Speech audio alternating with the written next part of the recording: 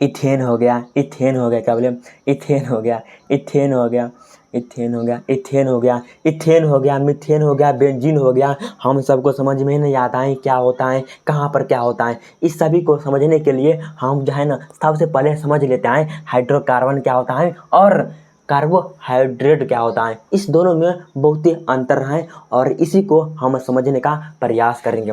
सबसे पहली बात है हाइड्रोकार्बन होता क्या है। नाम में से स्पष्ट है, हाइड्रो मतलब जिसमें हाइड्रोजन होता है और जिसमें कार्बन होता है उसके हम क्या कहते हैं, तो उसे हम हाइड्रोकार्बन कहते हैं। मतलब हाइड्रोजन और कार्बन जो आपस में मिलता है एक कंपाउंड बनाता है और जब आपस में कंपाउंड बनाता है तो उसे क्या कहते हैं, तो उसे हम हाइड्रोकार्बन कहते हैं। लेकिन इसका एग्जाम्पल क्या होता है, इसका जो एग्जाम्पल होता है हमारे पास होता है मीथेन होता है, क्या बोले, मीथेन भी होता है। उसके बाद हमारे पास इथेन भी होता है, क्या बोले, उसके बाद इथेन भी होता है। उसके बाद बेंजीन भी देखने के लिए मिलता है। इसका जो फार्मूला जो होता है हमारे पास C6H6 होता है। मतलब ये हमारे पास मीथेन होता है और जो हमारे पास इथेन होता है वो C4H6 होता है और जो हमारे पास बेंजीन होता है C6H6 देखने के लिए मिलता है। कहने का मतलब जिसमें कार्बन होता है और जिसमें हाइड्रोजन होता है उस दोनों कंपाउंड को ही हम क्या कहते हैं, हाइड्रोकार्बन कहते हैं। इसी प्रकार हमारे पास यहाँ पर कार्बन था और यहाँ पर हाइड्रोजन था। यहाँ भी हमारे पास कार्बन था और हाइड्रोजन था, इसको ही क्या कहते हैं, तो हाइड्रोकार्बन कहते हैं। यहाँ भी कार्बन और यहाँ भी हाइड्रोजन, इसको ही क्या कहते हैं, तो हम हाइड्रोकार्बन के नाम से जानते हैं। जिसमें कार्बन और हाइड्रोजन जो होता है एक कंपाउंड बनाता है उसको ही हाइड्रोकार्बन के नाम से जानते हैं। उसके बाद आता है कि कार्बोहाइड्रेट क्या होता है। इसमें क्या होता है, इसमें जो होता है मोनोहाइड्रेट हो गया या तो डाइसैकराइड्स हो गया या तो पॉलीमर हो गया। जितने भी पॉलीमर जो होता है पॉलीमर सब इसी में देखने के मिलता है। चंद्रमास हो गया, मतलब अगर सिंपल भाषा में अगर हम कहें कि कार्बोहाइड्रेट क्या होता है, इसमें जो होता है कार्बन, क्या बोले, इसमें जो हमारे पास होता है एक हमारे पास होता है क्या, एक मोनोसैकराइड्स होता है, मोनोसैकराइड्स। आखिर मोनोसैकराइड्स क्या होता है, इसमें जो होता है वन पॉलीमर देखने के लिए मिलता है। जो हमारे पास पॉलीमर जो होता है वो छोटे छोटे कंपाउंड से मिलकर बना होता है। जो हमारे पास एलिमेंट होता है, क्या बोले, एलिमेंट, जो हमारे पास एलिमेंट होता है, कंपाउंड होता है, छोटे छोटे कंपाउंडों से मिलकर ही बना होता है। कौन, पॉलीमर, उसको क्या कहते हैं, तो पॉलीमर कहते हैं। जो हमारे पास पॉलीमर जो होता है वो छोटे छोटे कंपाउंड से मिलकर बना होता है, उसको क्या कहते हैं, तो हम पॉलीमर कहते हैं।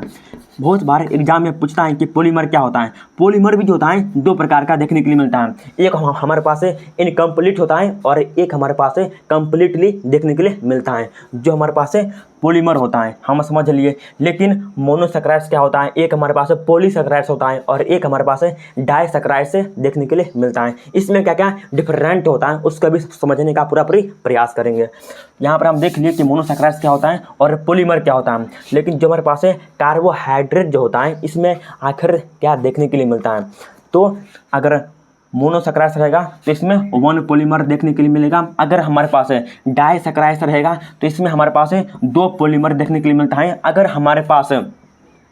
अगर मैनी पॉलीमर, क्या बोले, अगर हमारे पास मैनी जो पॉलीमर जो होता है इसमें क्या होता है, तो हमारे पास ऑल, क्या बोले, जितने भी जो पॉलीमर होता है वो सभी इसी में ही देखने के लिए मिलता है। लेकिन एग्जाम में कैसा देखने के लिए मिलता है, तो एग्जाम में ये आता है कि हमारे पास जो कार्बोहाइड्रेट जो होता है इसका टाइप क्या होता है। तो इसका जो टाइप होता है हमारे पास एक ग्लूकोज होता है C6H12O6 होता है और हमारे पास सुक्रोज हो गया, स्टार्च हो गया। इस समय क्या होता है, तो कार्बोहाइड्रेट देखने के लिए मिलता है।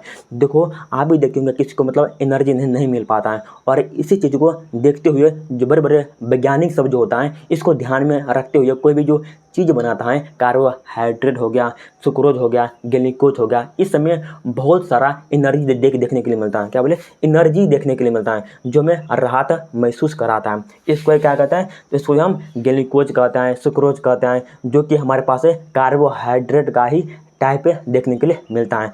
तो हम समझ लिए कि जो हमारे पास कार्बोहाइड्रेट जो होता है ये ग्लूकोज का एक एग्जाम्पल होता है। और लेकिन अगर एग्जाम में पूछता है कि ग्लूकोज में क्या पाया जाता है, तो जो हमारे पास ग्लूकोज होता है उसमें L2 हेक्सोज, क्या बोले, हमारे पास जो ग्लूकोज होता है उसमें क्या पाया जाता है, तो L2 हेक्सोज। ये एग्जाम में पूछता है कि क्या होता है, L2 हेक्सोज। लेकिन हमारे पास जो ग्लूकोज होता है वो तो L2 हेक्सोज है। लेकिन जो हमारे पास सुक्रोज होता है उसमें फ्रक्टोज क्या बोले, उसमें फ्रक्टोज और हमारे पास जो सुक्रोज होता है सेम ही देखने के लिए मिलता है। क्या बोले, एक हमारे पास होता है फ्रक्टोज और सुक्रोज जो होता है एक ही सेम ही देखने के लिए मिलता है। इसलिए हम कह सकते हैं कि जो हमारे पास फ्रक्टोज होता है, क्या बोले, फ्रक्टोज हो गया और हमारे पास सुक्रोज हो गया, ये सेम ही देखने के लिए मिलता है। लेकिन इसका जो फार्मूला जो होता है डिफरेंट होता है। क्या बोले, इसका जो फार्मूला होता है सुक्रोज और फ्रक्टोज का, इसका डिफरेंट होता है। लेकिन अगर हम यहाँ पर ये देखें कि हमारे पास जो एल्केन होता है, क्या बोले, एल्केन होता है, इसमें क्या होता है, इसमें एन होता है और हमारे पास एल्काइन हो गया और एक हमारे पास एल्कीन हो गया, इसमें भी डिफरेंट होता है। जैसे एल्केन हो गया, एल्काइन हो गया, एल्कीन हो गया, इसमें डिफरेंट होता है। उसी प्रकार हमारे पास जो सुक्रोज हो गया और एल्कोहल सब जो है उसमें ही देखने के लिए मिलता है कार्बोहाइड्रेट। क्या बोले, एल्कोहल हो गया, एल्केन हो गया, एल्काइन हो गया, एल्कीन हो गया, इससे में ही देखने के लिए मिलता है। उसको क्या कहते हैं, तो कार्बोहाइड्रेट के नाम से जानते हैं।